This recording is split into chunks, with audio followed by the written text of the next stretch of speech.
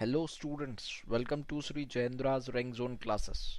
I am your friend and mentor for coming classes with respect to physics. This is lecture number 3 of our unit Work, Power and Energy. So let's begin with today's session. In today's session, we are going to discuss about the energy. Primarily, we are going to discuss about the two energies. They are the potential energy and kinetic energy. So let's begin and let's understood first what energy is. That we understand that energy of a body is its capacity of that body to doing work. How?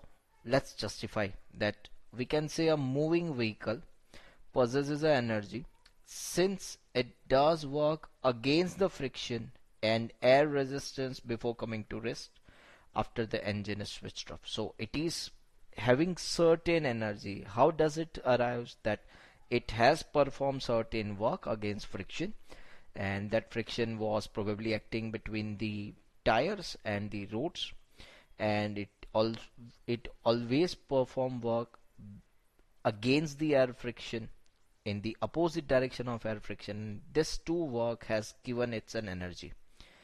One more thing, it's a water stored in a dam has a energy since it can run the turbine when the water flows from the down the turbine. Yes, in the class number 10 you have studied the energy sources. You might have studied that you using a turbine we produce an electricity, and that we call as an hydro energy. Yes, so it is the example of the how energy can convert it to a work, or work can be converted to an energy. So basically energy, it is a capacity of a body to doing work. So in most sense in mechanics we are interested in mechanical energy, and while I say mechanical energy, we we mostly discuss about the two different forms of an energy. One, it's a kinetic energy. One is the kinetic energy, and the another, it's a potential energy.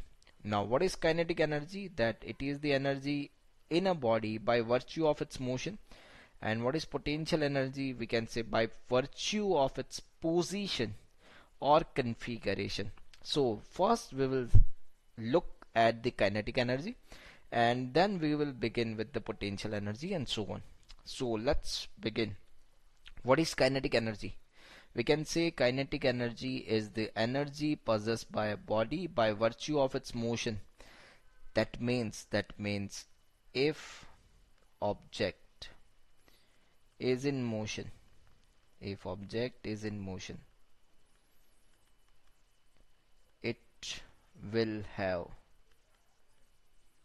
kinetic energy. Understood? If object is in motion, it will have kinetic energy. If it is not in motion, if it is not have any motion, it is not having any kinetic energy. Please remember these words. Yes, because when and when we are going to use the energy conservation, this will help us a lot. So please remember, always can think like this, that whether this object is in motion, if question to this answer is yes, that means it is having kinetic energy. If the question to this answer is no, that means no, it does not have kinetic energy. I hope this is clear. So if object is in motion, it will have a kinetic energy. It is measured by the amount of work that the body can do against an opposing force acting on it before coming to rest. Example of the kinetic energy: a vehicle is in motion, or a satellite going around the earth, a bullet fired from a gun, a water flowing along a river. I know that you understood all these things. You have covered this in theoretical classes, but this is just the revision point of view. So we are doing it very quickly, and we will reach to our concept which are required and which have been asked in the competitive examinations. So let's just find out the expression for the kinetic energy. Let's suppose understood that a body of mass m is moving with velocity v, and a uniform force or opposes the motion to bring the body to rest in a displacement s. So the uniform acceleration of the body due to this force, let's name it as an a. So from the equation we have a v square minus u square is equals to 2as. Yes, this relation we have derived in the third unit, motion in a straight line. As I know that this body is about to come to the rest, so final velocity will be a 0, initial velocity would be a v. It's a 0 minus v square is equals to 2as, and from this I am having this relation, that is a is equals to minus of v square divided by 2s. Now opposing force on the body which is equals to F is equals to ma, and this F, by replacing the value of a, I can write it's an F is equals to minus of mv square by 2s. According to the Newton's third law, the force applied by the body, it's minus of F. Yes, action and reaction are of same magnitude but in opposite direction. So if I consider the force applied by the body, it should be a mv square by 2s. Now work done by the body against the opposing force acting on it, it's a work done is equals to F into s. I am having the value of F, which is equals to mv square by 2s multiplied by s, and from this I am having the relation, it's a work done is equals to half into m into v square, where m is the mass of an object, and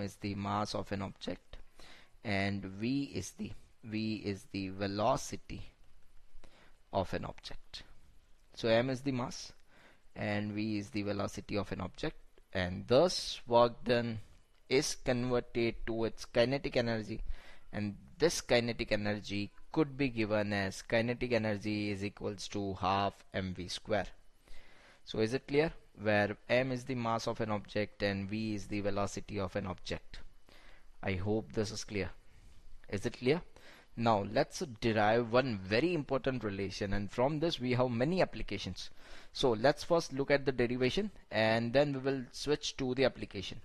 It's a relation between kinetic energy and linear momentum.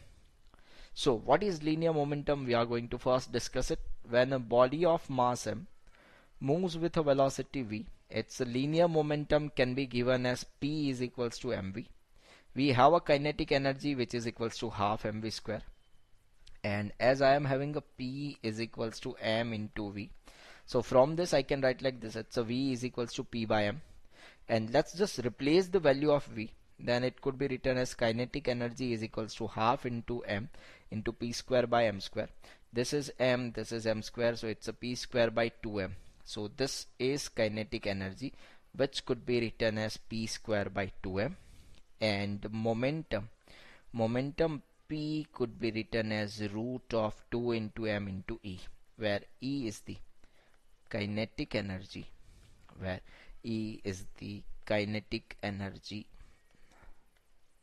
of an object. I hope this is clear.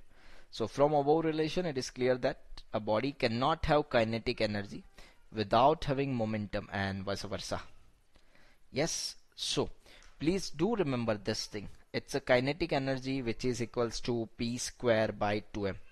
So let's just use this application. To have certain questions. Let's begin. So the question is, if momentum of an object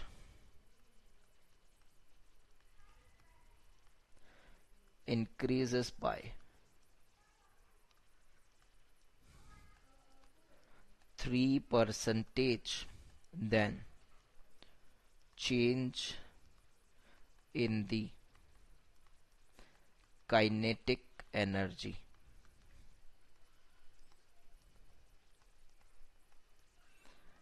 mass of an object remains constant.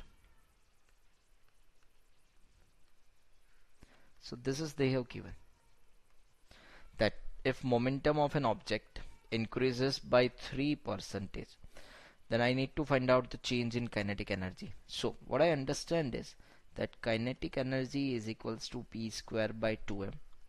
But as they said, mass of an object remains constant. So while writing the proportionality relation, I can have the relation like this: kinetic energy is equals to p square. Now one more thing, and very important, that this change is within the permissible limit of an error. It has been changed by 3% only, and as it has been changed by 3% only, I can use the relations of the error to solve this. So it's a change in kinetic energy divided by kinetic energy, that should be is equals to 2 into delta p by p. They have given delta p by b, it's a 3%, so this is 2 into 3, that should be is equals to 6%. So kinetic energy has been changed by 6%. I hope this is clear. Is it clear? Is it? Can you do this kind of questions? Are you sure? Great. Let's work for the next question.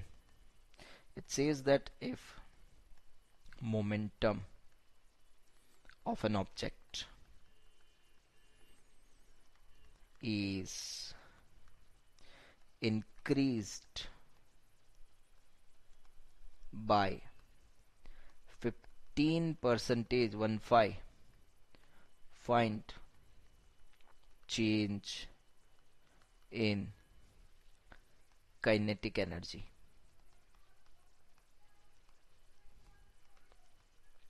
Mass of an object remains constant.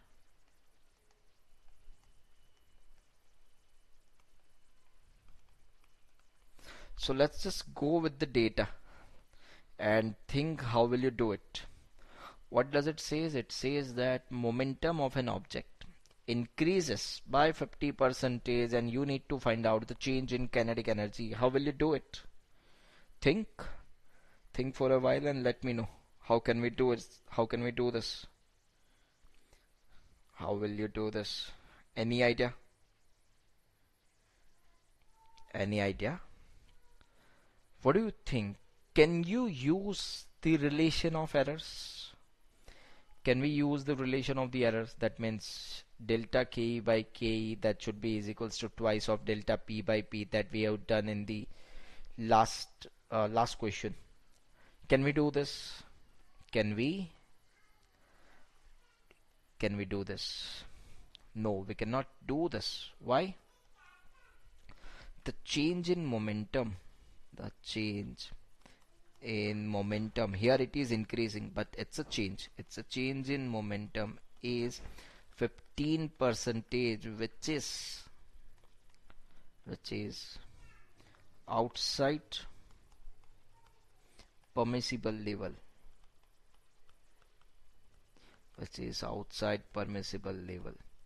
of errors. Permissible level of error, limits of error is 5%. So we cannot use relations of error. So we cannot use it. So one of the option has been closed for us and we cannot use it. So how should I do this? How could I? What I understood is that let's use the manual approach, what we are used to having while we are in 9th or 10th class. It's a kinetic energy, it's a p square by 2m. So let's take the ratio kinetic energy 2 divided by kinetic energy 1. That should be is equals to p2 square divided by 2m2 multiplied by p1 square divided by 2m1. I hope this is clear. As it has been given that mass of an object remains constant, it is not changing, and if it is not changing, this 2 would be the same. So the term that I have left with, it's a kinetic energy 2 divided by kinetic energy of 1, that should be is equals to p2 square divided by p1 square. Now what I need to understand is that this is the question based on percentage. So if I take initial terms initial quantities as 100 percentage as 100. So let's have a look. It's a 2 is the new one, 1 is the previous one. It's a kinetic energy by 2, it's a divided by kinetic energy 1. It's a P2 square divided by P1 square. So this is new kinetic energy, this is the previous one, it's 100. That should be is equals to the initial, the base should be taken as 100. It's 100 into 100, and as it has been increased by 15 percentage, it is 115 multiplied by 115. This 100 and this 100 has been gone, so this is 115 into 115, it's a 13225 divide by 100, so it's a 132.25. This is the new kinetic energy. This is not change, this is not change. So change in kinetic energy, it's a 132.25 minus 100, because as a base we have taken 100, so this is equals to 32.25. yes, this much percentage it has been changed. I hope this is clear. So this is the manual approach that can be applied anytime and every time. Yes, if my variations are within the limit, we can have the relations of the limit such as this. It's a delta k by k is equals to 2 into delta p by p, and so on. All things will work. If the variations are beyond the permissible limit of an error, we cannot go for it. And once we are not able to do it, once we are not able to go for it, we can just have the manual approach, and that would be take a ratio. Consider 100, take 100 as a base, and then if it is been increasing, adding on that. If it has been decreasing, we are going to subtract it from there, and all that stuff that you know. Is it clear? Is it great? Now let's look one more, a very informative session. It's when a bullet is fired from a gun, the momenta of a bullet and gun are equal and opposite. That we used to study in the laws of motion, that this was the situation. This is the gun, and if from this gun a bullet is moving in this direction, so if momentum of bullet is m into v and it is in the positive x direction, then gun must move in this direction with velocity of v dash, and mass of the gun is the mv dash. But according to the momentum conservation, momentum of gun and momentum of the bullet must be the same. So when a bullet is fired from a gun, then the momenta of a bullet and gun are equal and opposite. So if I take a kinetic energy of these two bodies having the same magnitude of momenta, then they are in the inverse ratio of their masses. I hope this is clear. So kinetic energy of the bullet is greater than the kinetic energy of the gun. How could I prove it? So let's have a look. It's a kinetic energy of gun divided by kinetic energy of bullet. So this is, it's a P of gun square divided by 2 into mass of gun multiplied by PB square into 2 into mass of the bullet. So as I understood that these two are having the same momenta, and when they are having same momenta, this would be the cancel, this has cancelled, and so that kinetic energy of the gun to the kinetic energy of the bullet is the ratio of the mass of the bullet to the mass of the gun. Yes, you understand that mass of the bullet is much less than as compared to the mass of the gun, and as they are inversely proportional, so the kinetic energy of the bullet is greater than the kinetic energy of the gun. I hope this is clear. Is it clear? Is it? Okay, great. Let's have a question on this, that a 5 kg hydrogen bomb initially, a 5 kg hydrogen bomb is initially at rest. exploded and divided into two segments of masses 3 is to 2. If lighter mass having velocity of, if lighter mass is having velocity of 300 meter per second, find out velocity of velocity of heavier mass, as well as find out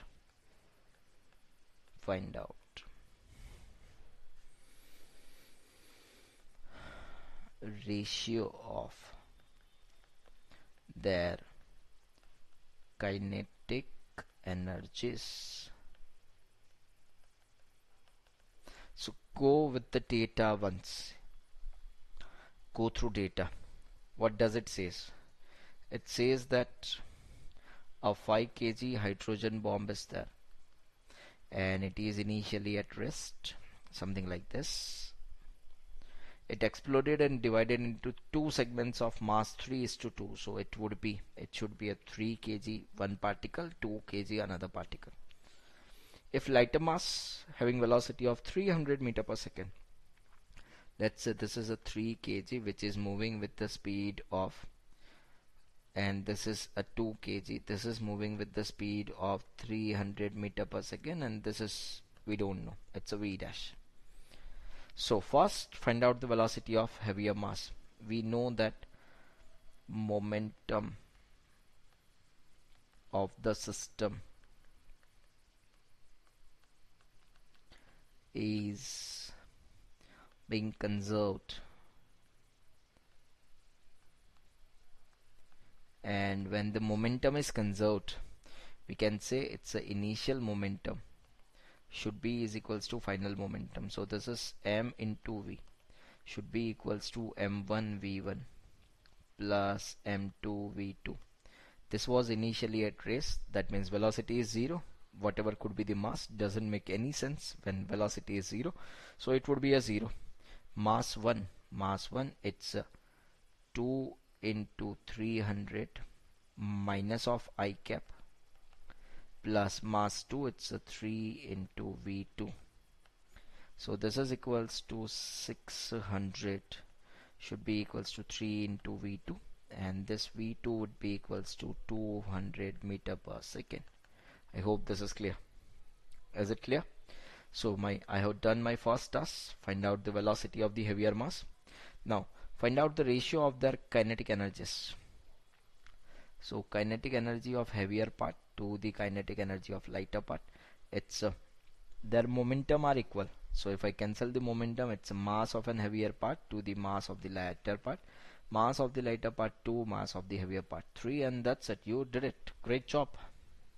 So this is the ratio of the kinetic energy of the heavier part to the kinetic energy of the lighter part. I hope this is clear. Is it clear? Is it clear? Any issue up till this? Anything? Do you understand each and everything clearly? Do you understand this? Do you? Great. So let's have a look at this question. Very interesting. It says that two balls of different masses have the same kinetic energy. Then we are working for the momentum. Yes, that which one is having higher momentum or which one is having a lesser momentum and something like this. So what does it says? It says that two balls of different masses. Let's assume that one of the object having a mass m1, another one is having a mass of m2, and let's assume that m1 is greater than m2, that we have assumed it. but they are having the same kinetic energy. So this kinetic energy 1 should be equals to kinetic energy 2. Now, when their kinetic energies are equal, I can have this relation. It's a P1 square divided by 2m1 equals to P2 square divided by 2 into m2. Yes, so kinetic energies are equal. That means kinetic energy is equals to P1 square by 2m1 is equals to P2 square by 2m2. Now this has gone, this both have been gone, and I can have that P1 square by P2 square, that should be is equals to m1 divided by m2. Now, as I have assumed that m1 is greater than m2, so if we have this situation that P1 square divided by P2 square is equals to m1 divided by m2, and according to as we have discussed, it's an m1 greater than m2. So this P1 square by P2 square, I could not find out the answer, but I must know that this must be a greater than 1. And if it is greater than 1, then P1 square must be greater than P2 square. If I take a square root on both the sides, P1 is greater than P2. That means momentum of heavier body will be greater if their kinetic energies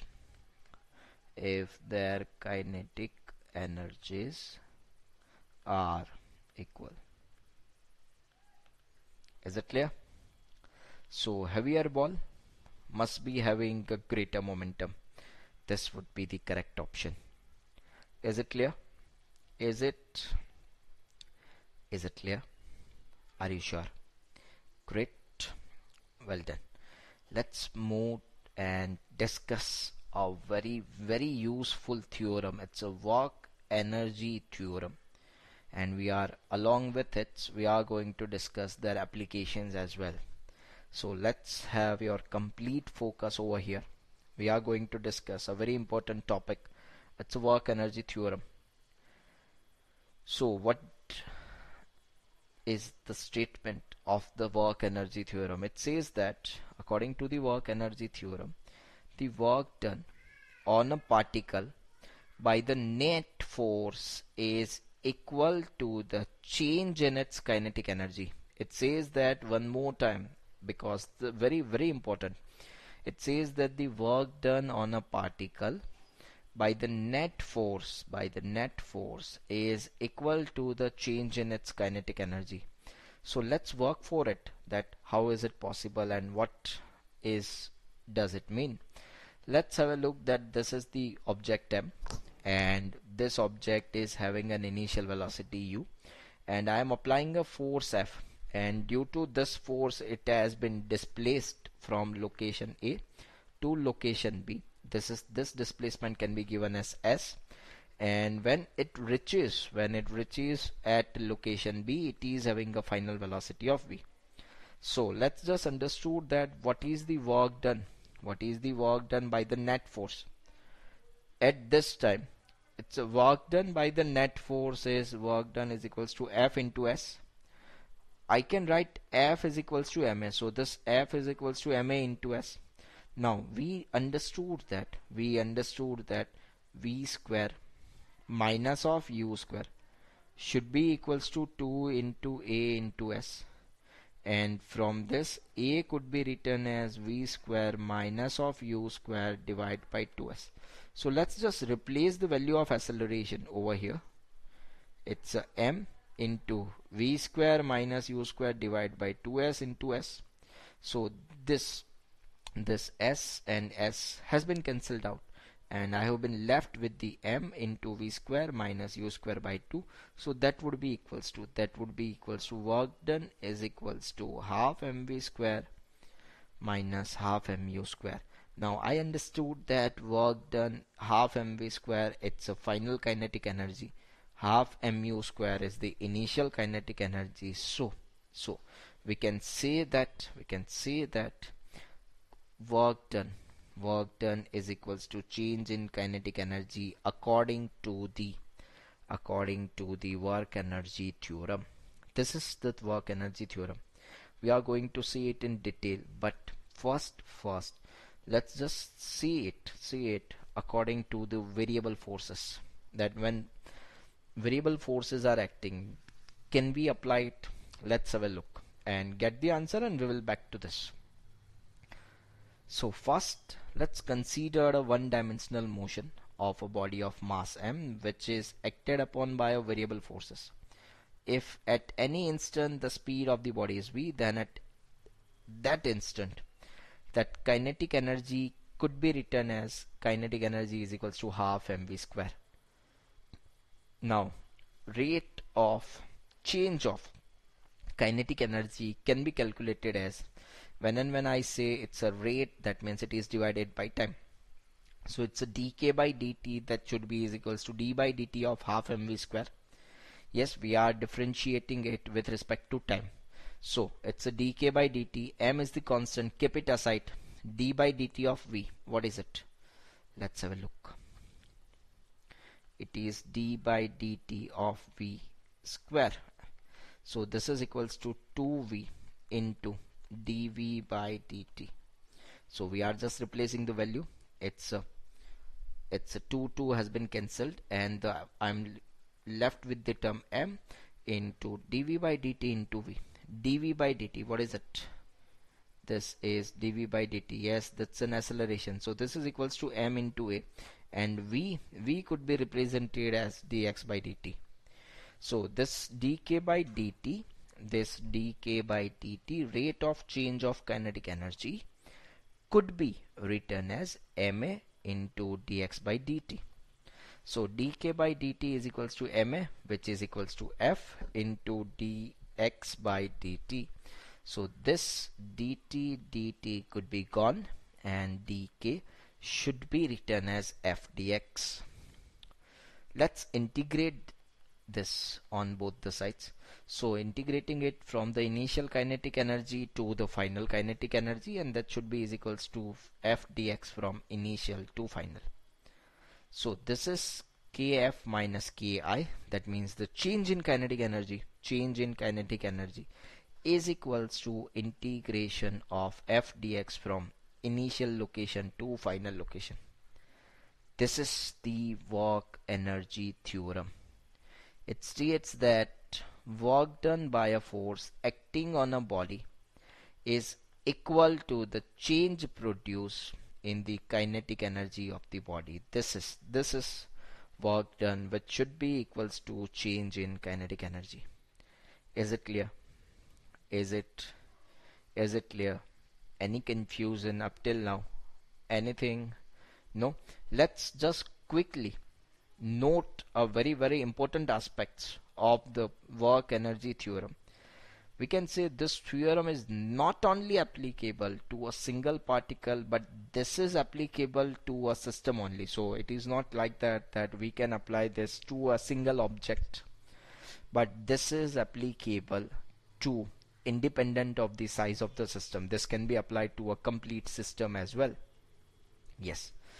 One more thing, when it is applied to the system of two or more particles, the change in kinetic energy of the system should be equals to the work done on the system by the external as well as internal forces. We are going to discuss this in very detail, because this is a very conceptual point.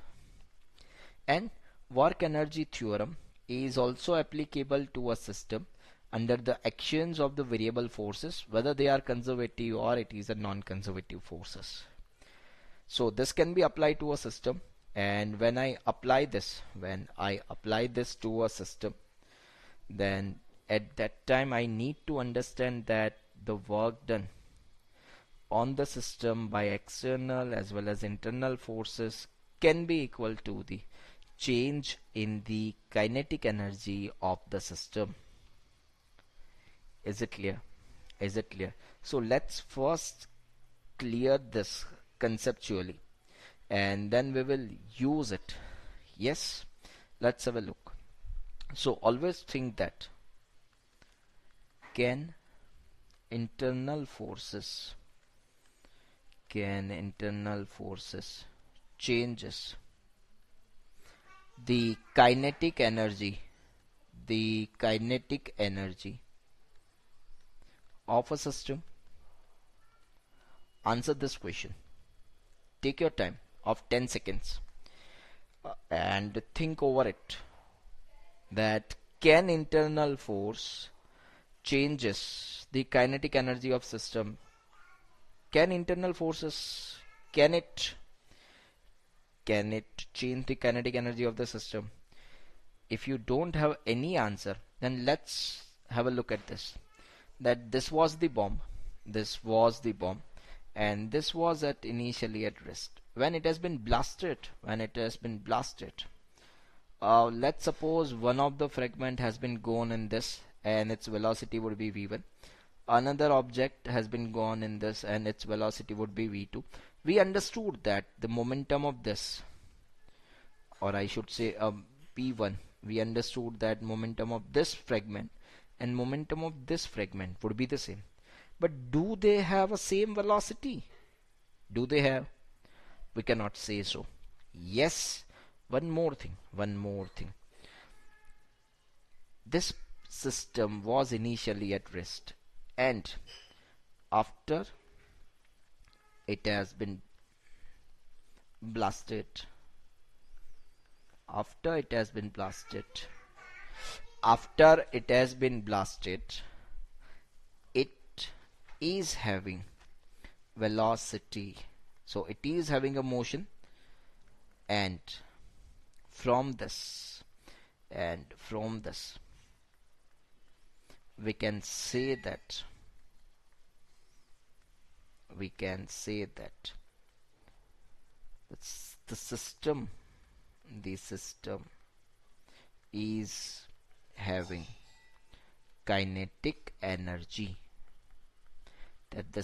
is having kinetic energy. So here, now understood this situation very clearly.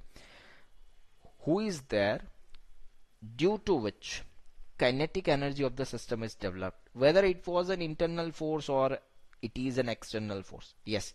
So in this situation, internal forces can change the kinetic energy. So internal forces can change the kinetic energy of the system. Is it clear? Is it?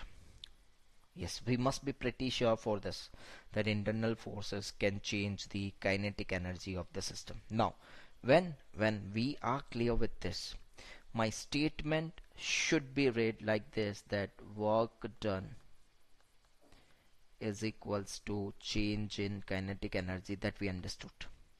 So from here I need to write like this. This is work done, or this is net work done. That should be written as work done due to first force plus work done due to second force plus work done due to third force and work done due to nth force. That should be is equals to change in kinetic energy. Now when I say work done due to first, it could be written as F1 delta x1 plus F2 delta x2 plus F3 delta x3 up to Fn delta xn. That should be is equals to change in kinetic energy. When I write F1, F2, F3 up to Fn, F1 could be this, all forces could be external force. F2 could be internal force.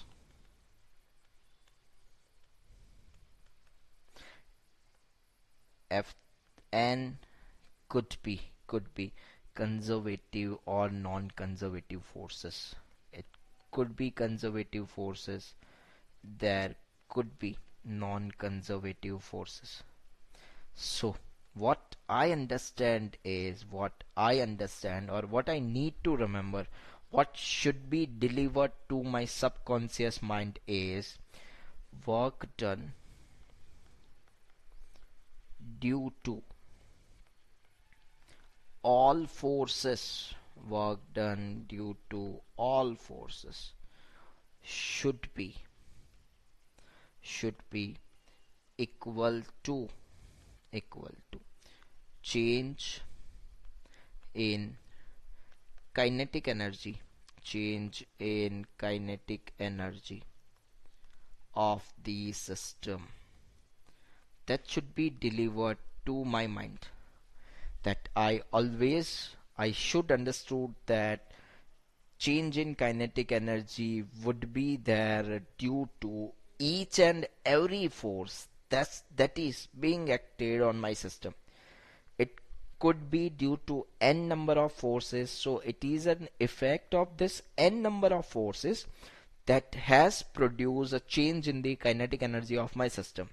So it could be F1 delta x1, it could be an F2 delta x2, it could be an F3 delta x3, it could be an Fn delta xn. This forces could be external force, this could be internal forces, this could be a normal force, this could be the force of gravity, this could be due to pseudo force, this could be all those forces whose name even we don't know. But if a change in kinetic energy is there, if change in kinetic energy is there, we must understand that all the forces, this has happened due to all these forces.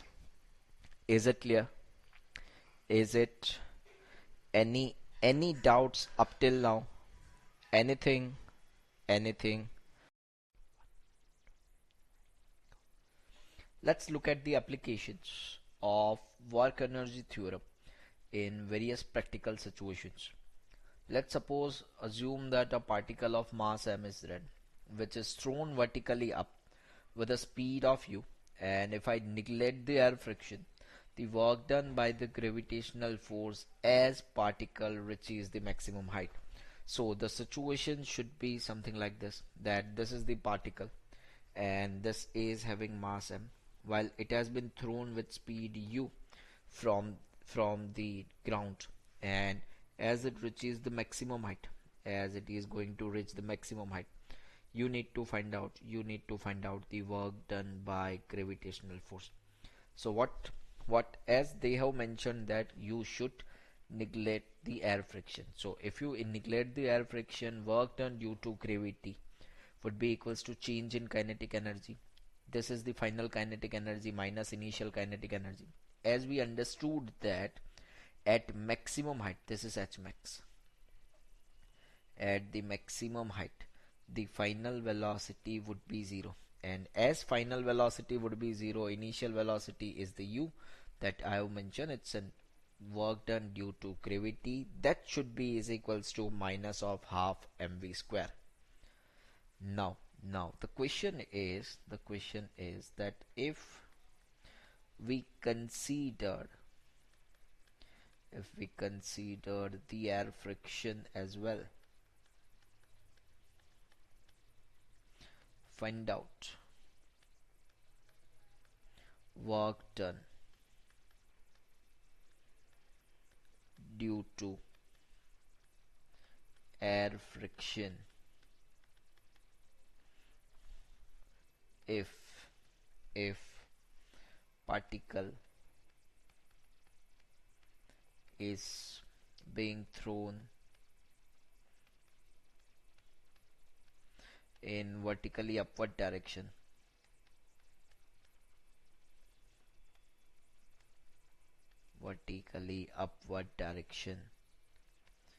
with speed v1 and reaches the maximum height h.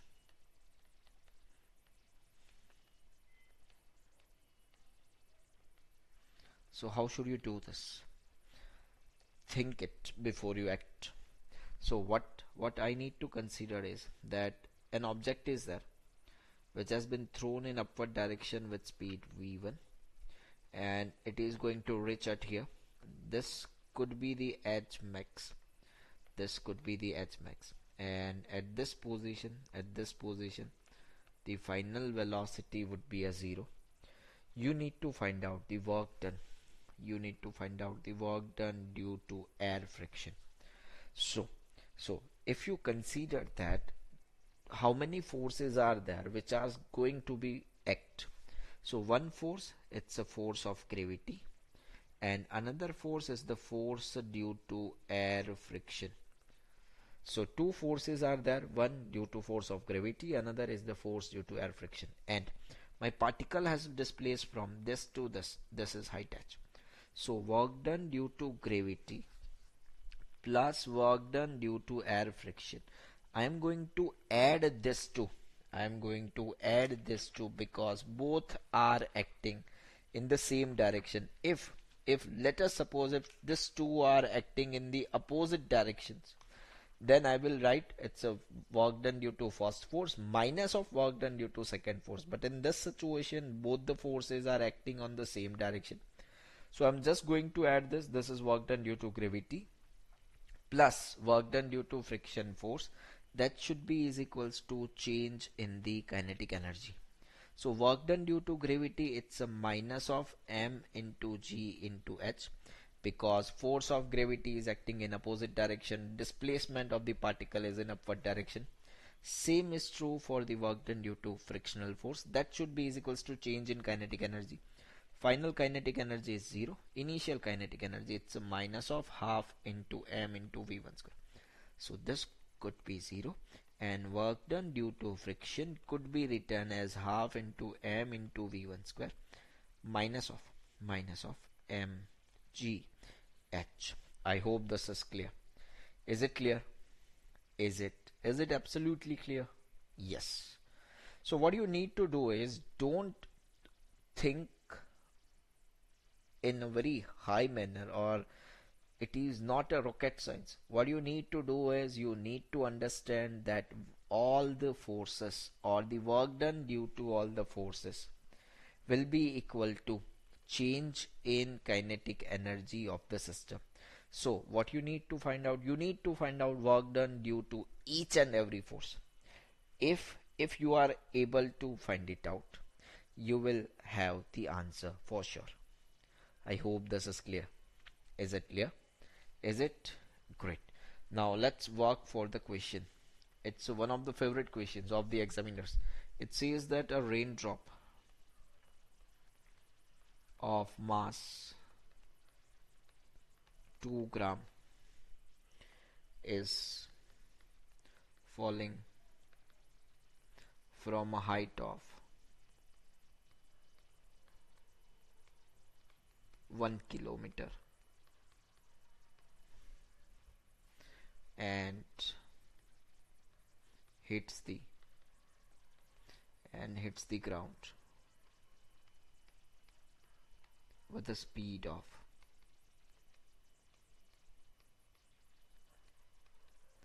4040 meter per second. Now what you need to do, you need to find out work done by resistive force. You need to find this. You need to find out the work done by the resistive force. So how will you do it? First, let's have a sketch of it. It says that a raindrop is there having mass 2 gram is falling from a height of 1 kilometer. So this is a raindrop.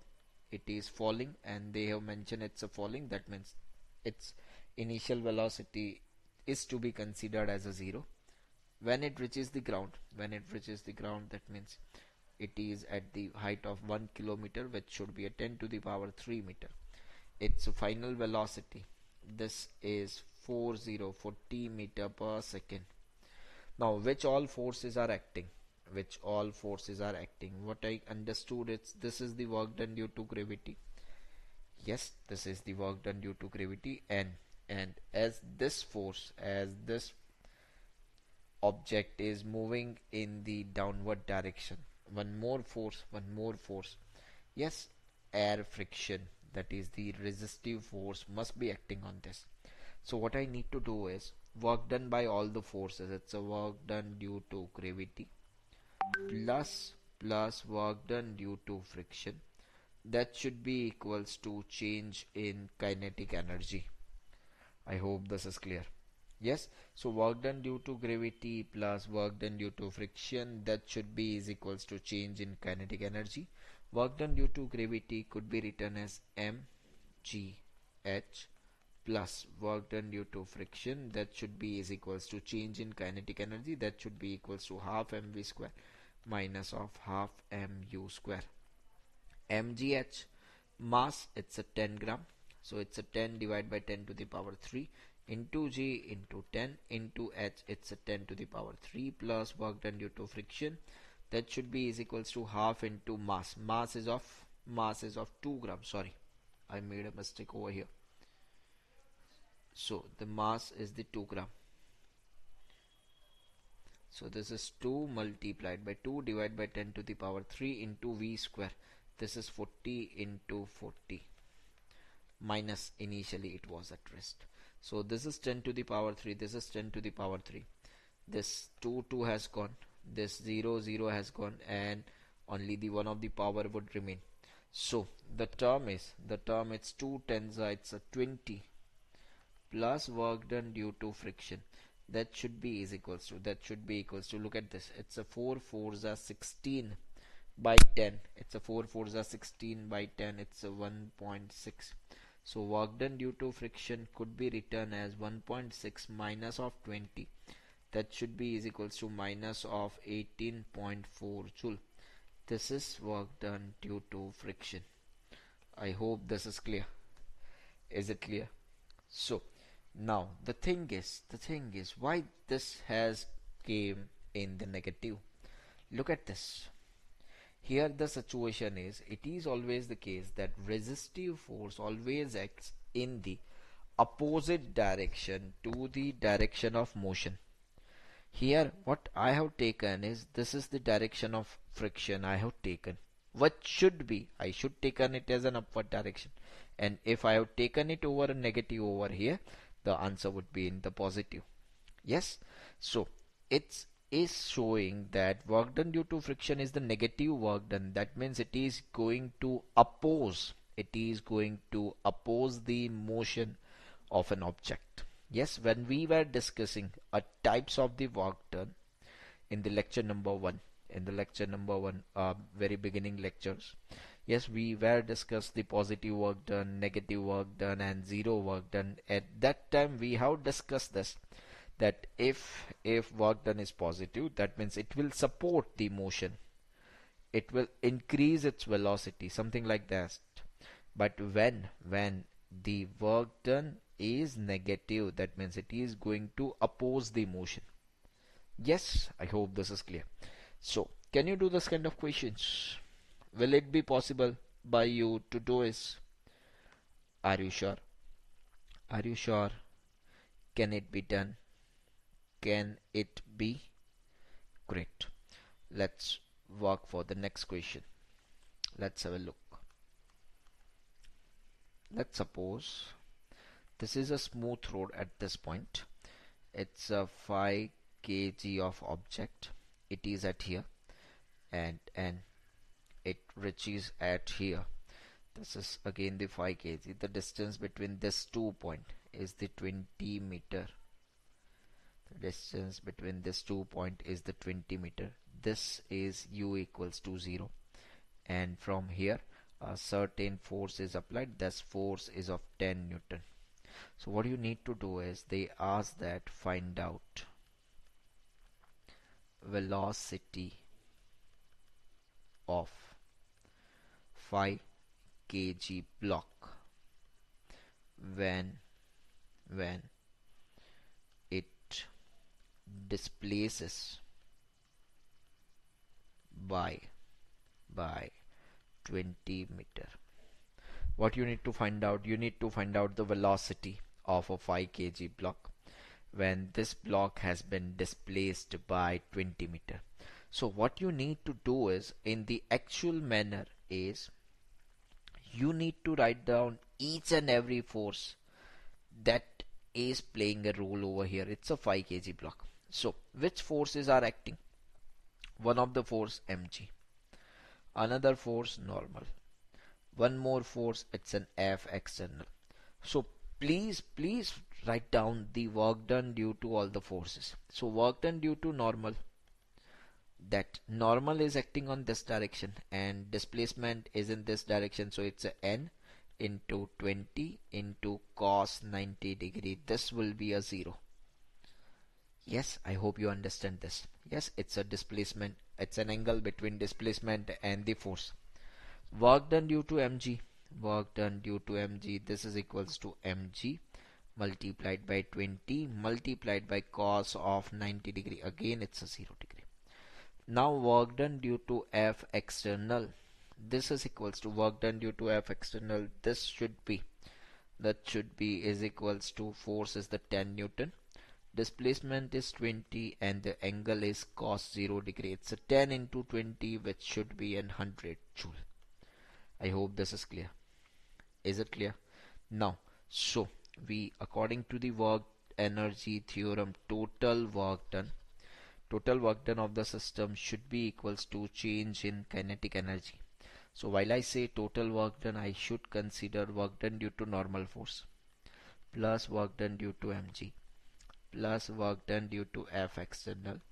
That should be is equals to half mv square minus half mu square. This is 0. This is 0. This 2 are 0 due to cos 90.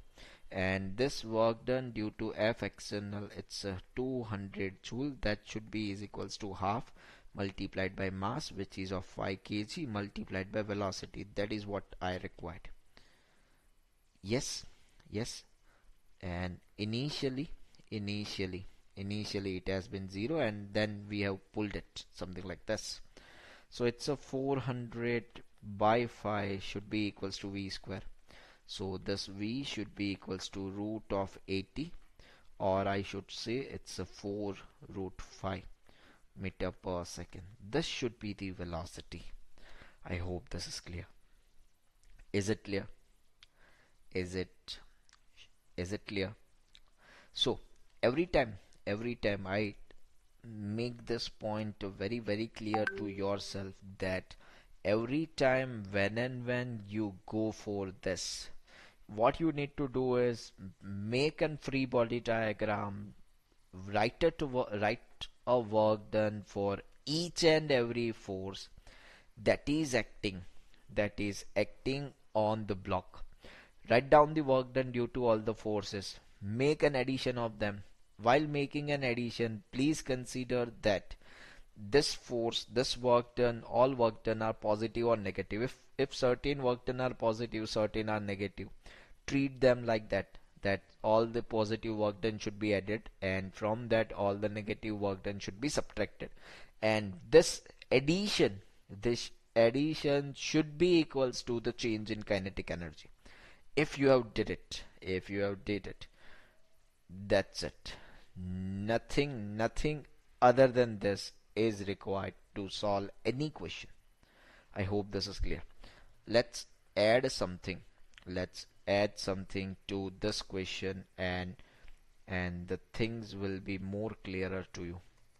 So let's have a look to this question. That, let's suppose this is a body of 10 kg. It is at this position, it's x equals to 0. It has been pulled from 20 Newton, and when it has been pulled starting from the 20 Newton, its velocity was 40 meter per second. Now it has been reaches over here, and when it has reaches over here, this is the displacement of 5 meter. This is the displacement of 5 meter. Yes, I need, let's say this is V1, this is V2, and one more thing, this surface is having a friction, and the coefficient of friction mu of this surface is 0.4. So the question is find velocity of block for the situation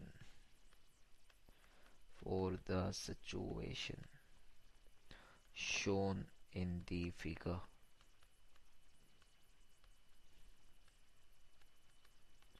I hope this is clear. Yes. So how should you do this? So as we have discussed, let's begin. It's a 10 kg block which all forces are acting. 1 mg, next normal, then it's an F external, it is 20 Newton in our case, and this friction, so friction would be there which is acting on this. Yes, and this is work done due to friction.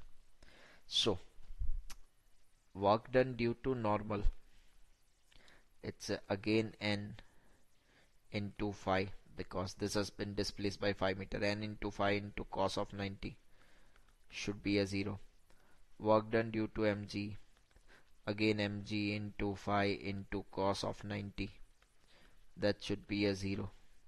Work done due to F external, this is equals to 20 into phi into cos of 0 degree, this is equals to 100 joule.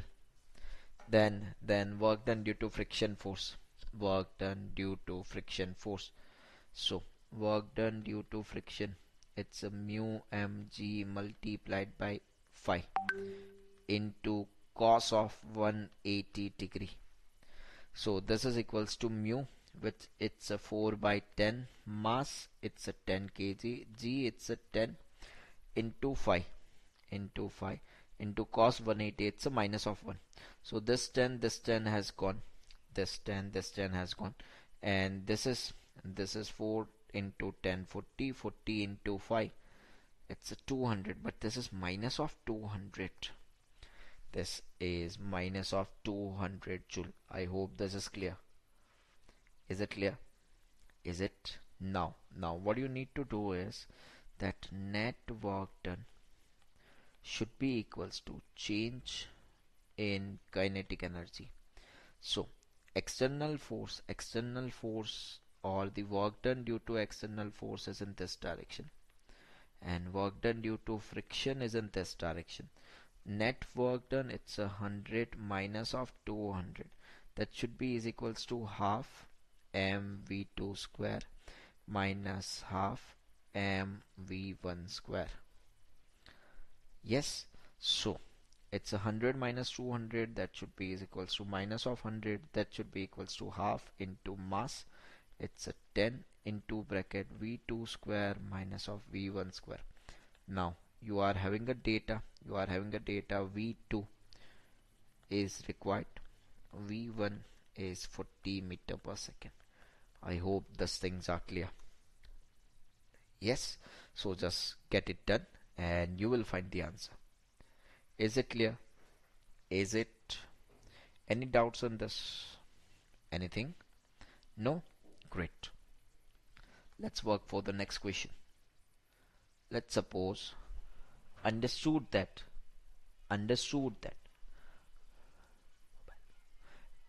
let's suppose understood that this is wedge, and this wedge has certain angle theta over it.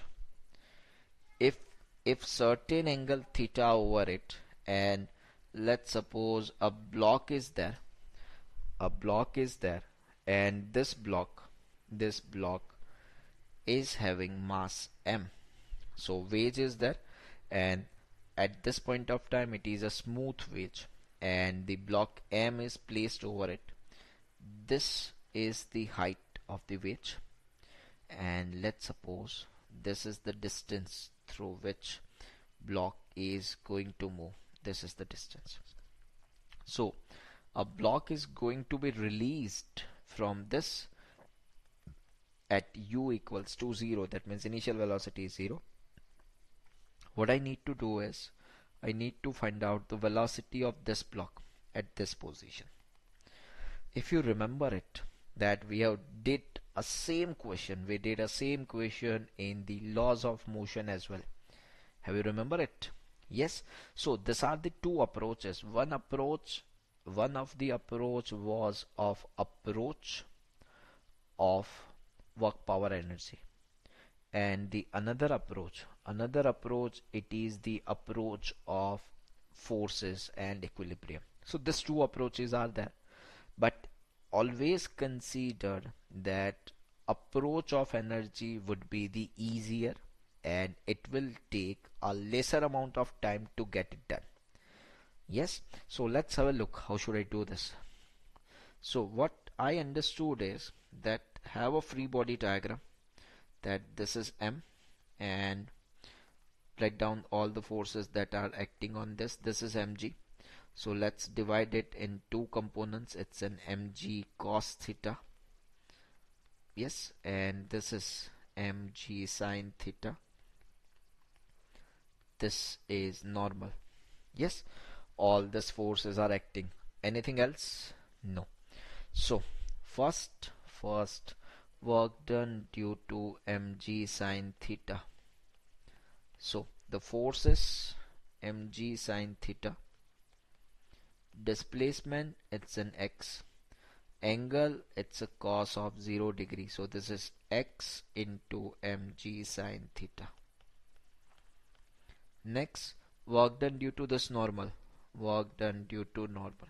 So force, it's a normal, multiplied by displacement. Yes, from here to here the displacement is x, multiplied by cos of 90 degree. That should be equals to 0.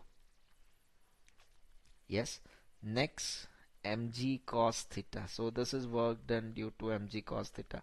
This is mg cos theta multiplied by x multiplied by cos of 90 degree. And when it is a 90 degree, that has been displaced by 0 degree. So what I need to do next, total work done total, that should be is equals to change in kinetic energy. So I need to write down the work done due to mg sin theta plus work done due to the normal plus work done due to mg cos theta. That should be is equals to change in kinetic energy. That should be is equals to change in kinetic energy. That is equals to half mv square minus of half mu square. Now work done due to mg sin theta, what was it? Yes, it's an x multiplied by mg sin theta plus work done due to normal, it's a 0, plus work done due to mg cos theta, it is a 0. Initially it has been dropped with initial velocity u, which is equals to 0. So this is equals to half into mv square. Yes, this has gone, and v square should be is equals to 2 into x into g into sin theta. I hope this is clear. Now let's look at the wage again. Situation is something like this. This is angle theta. This is angle theta. This was h. This was x. So sin theta, that should be is equals to h by x. So this x should be equals to h by sin theta.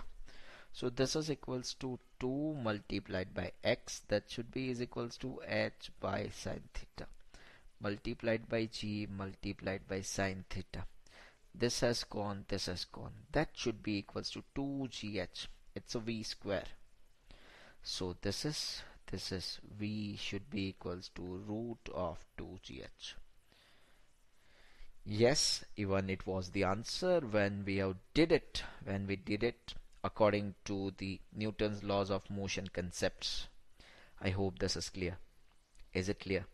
So it is obvious, it is fact that your answer would remain the same. That is for sure. Yes, only the thing is that this approach will help us to get it done quickly. This is what all we know. I hope this is clear. Is it clear?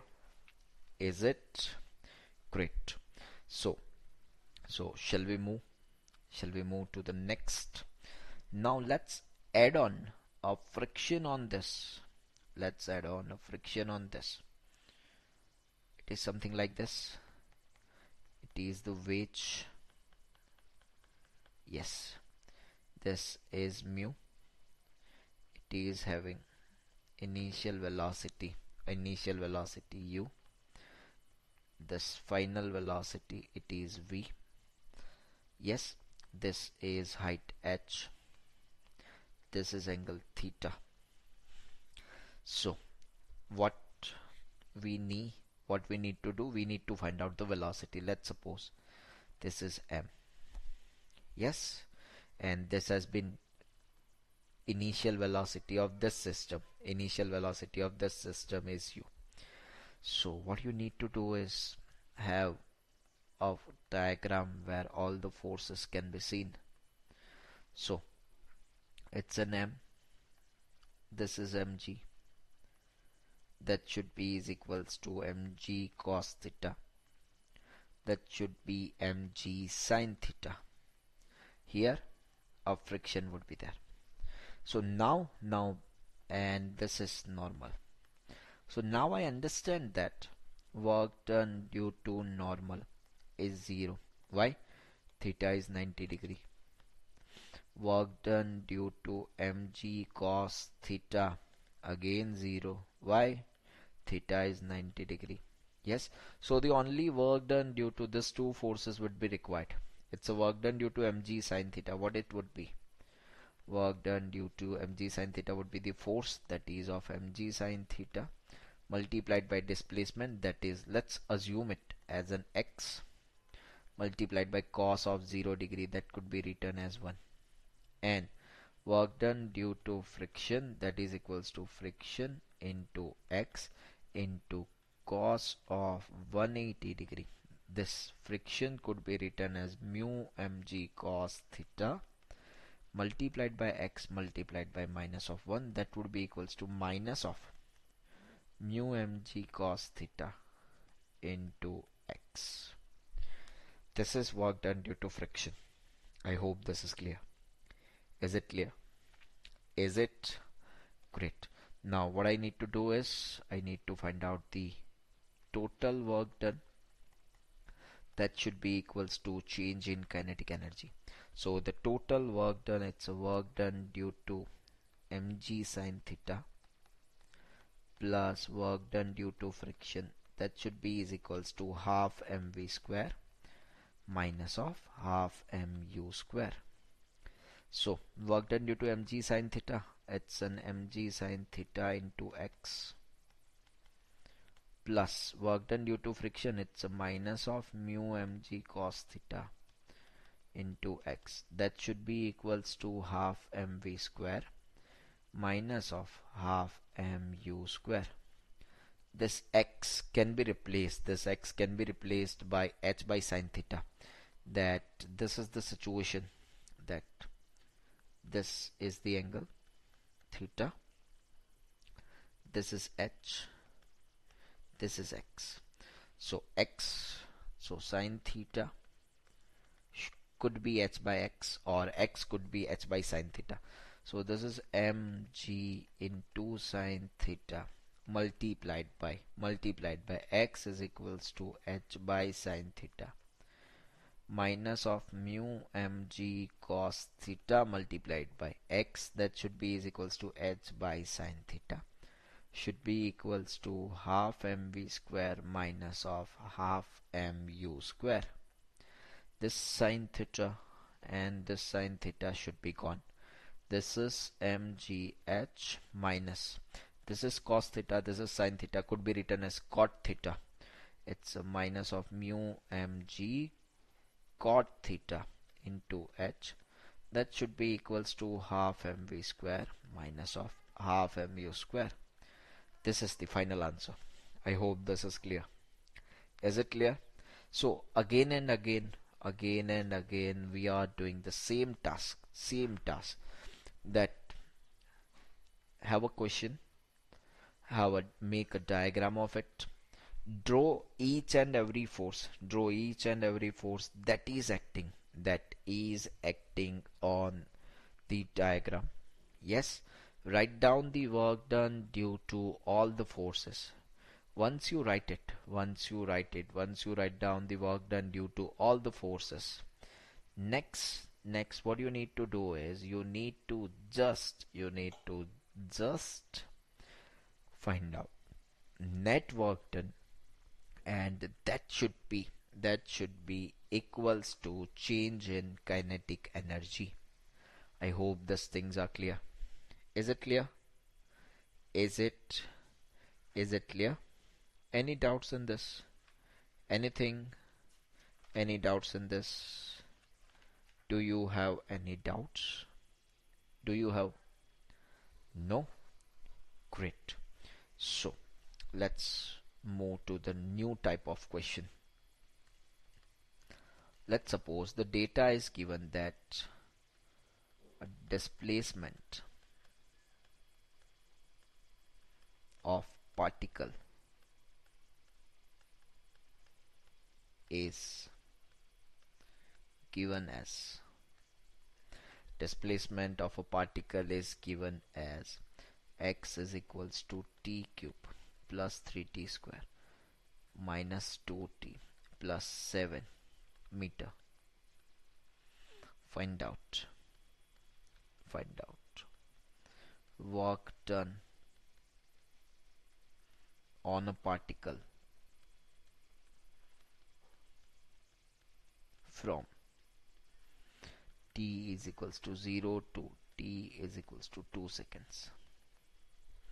So in this situation you require a work done, and what is given, it's a displacement. So when I considered this question, what I understood is that to find out the work done, I have two options. One option, it's a force into displacement. To find out the force, I need to go with the mass into acceleration into displacement. Let's assume that mass of an object or mass of a particle is 1 kg. So to get this mass is given but acceleration is not given. So I am having a displacement, differentiate it once. So x is there, differentiate it once, velocity would be there, differentiate it one more time, and the acceleration would be given again. X displacement is given, but you need to find out the displacement at 0 second. Then you find out displacement at 2 seconds, and all the stuff kind of thing could be done. This is one approach. Now the second approach is using the work energy theorem, that it says work done is equals to change in kinetic energy. And when I go with this, I need to find out only this. It's a half mv square minus of half mu square. That means you require a velocity only. Yes. How should I get it done? It's x is given and v is required. From that you need to evaluate only the initial velocity and final velocity, and yes, your task will be done.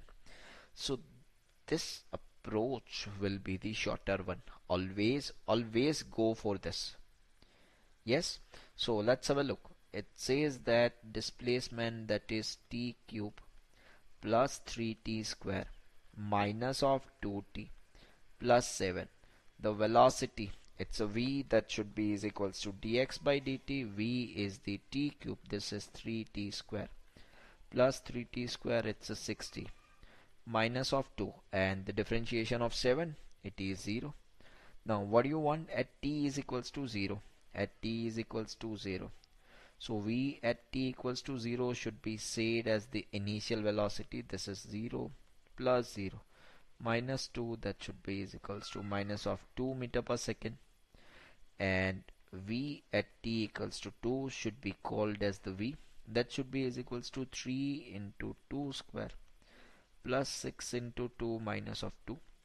That should be is equals to 3 plus 4, 12 plus 12 minus of 2. It's a 24 minus 2, which is 22 meter per second. So work done or change in kinetic energy, that should be equals to half into m into bracket v square minus of u square. This is equals to 1 by 2 multiplied by mass. This is equals to 1. Final velocity, it's a 22 square minus initial velocity, it's a minus 2 square. So that should be is equals to 1 by 2 into 22 square. A square of a 22, what it would be? Yes, it was 484 minus of 4. It's a 480 by 2. 480 by 2, which should be a 240 joule. This is equals to work done. This is equals to work done, which should be equals to 240 joule. I hope this is clear. Is it clear? Is it clear? So can you do this kind of questions? Is it possible? Yes, this can be done very easily. This can be done very easily. I hope these things are clear. Yes, is it done? Okay, great. So let's just wind it up this session over here. Yes, we have discussed it, the work energy theorem and its applications, but we have not covered all the applications of work energy theorem. Yes, so even from the next session we are going to continue with certain more applications of work energy theorem. But before you tune into those applications, please I request you guys to revise as many times as possible, and to revise it you need to solve the numericals, because it is physics where you should not read it, you need to calculate it. Please do it, that will help us. Thank you, have a good day, take care, bye bye.